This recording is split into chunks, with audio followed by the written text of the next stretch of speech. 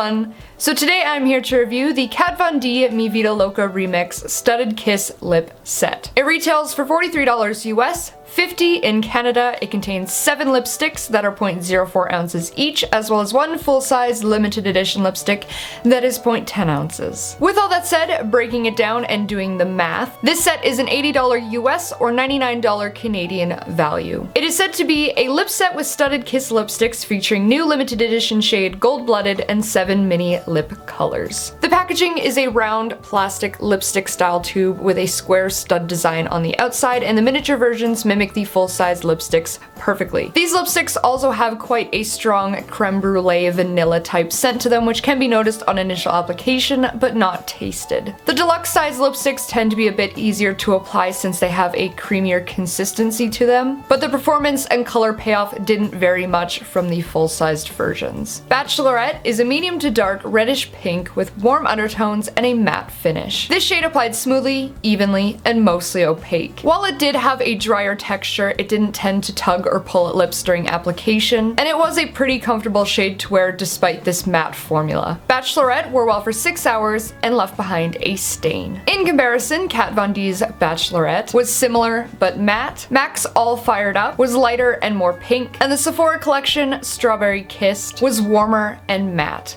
Coven is a light to medium true lavender with cool undertones and a matte finish. While this shade did perform better than the full-size version, it still had its fair share of issues. It had a drier texture that made it difficult to apply, it tugged at lips during application, and the color payoff was only semi-opaque. The color liked to appear uneven in most areas, mostly towards the lip lines. Coven wore well for 4 hours before needing a touch-up and was quite drying. In comparison, Kat Von D's Ayesha was darker, warmer, and matte. NYX's Playdate was warmer and more pink. MAC's Lavender Jade was lighter and more pink. And MAC's Men Love Mystery was darker, warmer, and more pink. Gold Blooded is a medium brightened red with gold sparkle, warm undertones, and a satin finish. It applied smoothly, evenly, and had nice opaque pigmentation. This shade was creamier than the rest, which made it comfortable to wear, but the gold sheen wasn't nearly as noticeable once applied to the lips as it was in the tube or when it was swatched. Gold Blooded wore well for 7 hours before fading and left behind a stain. In comparison, Kat Von D's Underage Red was cooler. Kat Von D's Outlaw was more red and matte, and the Sephora collection Always Red was more red and matte. Halo is a medium brightened orange with gold shimmer, warm undertones, and a frosted metallic finish. This shade applied smoothly, mostly even, and opaque. It had nice pigmentation and the shimmer was noticeable, which left a really nice frosted-y metallic-y sheen to the lips. It was also one of the more comfortable shades to wear due to the creamier consistency. Halo lasted 6 hours before fading. NaYeon is a medium to dark black with silver sparkle, neutral undertones, and a frosted creamy finish. This shade applied smoothly, mostly even, and semi-opaque. It had quite a bit of slip to it, which I felt caused the color to gravitate towards lip lines, but the silver sparkle in it is so unique and it really does stand out. So I feel like a shade like this would be best applied over top of a matte black lipstick, just to really amplify the black color and the silver sparkle, and it's such a unique shade, it really is. NaYeon wore well for 4 hours before fading. In comparison, Kat Von D's Slayer was darker and more matte. Kat Von D's Witches was darker, fully opaque, and matte, and MAC's Hautecore was darker and creamier. Noble is a light to medium peach nude with hints of pink, warm undertones, and a matte finish. This shade did lightly tug at lips during application due to the drier texture, and it had mostly opaque pigmentation. The color really liked to cling and accentuate to any drier areas or imperfections on the lips. Noble lasted 4 hours and was lightly drying over time. In comparison, Bite Beauty's Retsina was muted and less pink. Kat Von D's Agatha was lighter and muted. Kat Von D's Noble was more orange and matte. And Clinique's Beige Pop was creamier. Sexer is a medium brightened fuchsia with hints of iridescent blue, cool undertones, and a frosted metallic finish. This shade had a drier consistency, but it applied smoothly, evenly, and mostly opaque. The pigmentation of it was buildable, but only to a degree. Sexer wore well for 7 hours and felt lightly drying over time. In comparison, Kat Von D's Boss was darker and matte. MAC's What's Going On was warmer and glossy. MAC's Flat Out Fabulous was warmer and more pink, and the Too Faced Melted Fuchsia was brighter and more pink. Wolvesmouth is a medium to dark berry red with multicolored sparkle, warm undertones, and a metallic finish. It is also the shade I currently have on today. This shade applied smoothly, mostly even, and semi-opaque. It had similar performance to the original full-sized version. The color was buildable to a degree, but it did like to cling and accentuate and make drier areas appear darker. Like the other metallic finishes, it does have a creamier consistency, so it is comfortable to wear. Wolvesmouth lasted 6.5 hours and left behind a stain. In comparison, Bite Beauty's Aubergine was warmer and more pink, Max Rebel was lighter and cooler, and the Sephora collection Blackberry Sorbet was darker, muted, and matte. So overall, this is a nicely valued set, and it does offer a nice variety of shades and finishes. If you've been wanting to try out the Studded Kiss lipstick formula, this set is an excellent way to do that, since you are getting to try 8 shades for the price of 2 full-size lipsticks,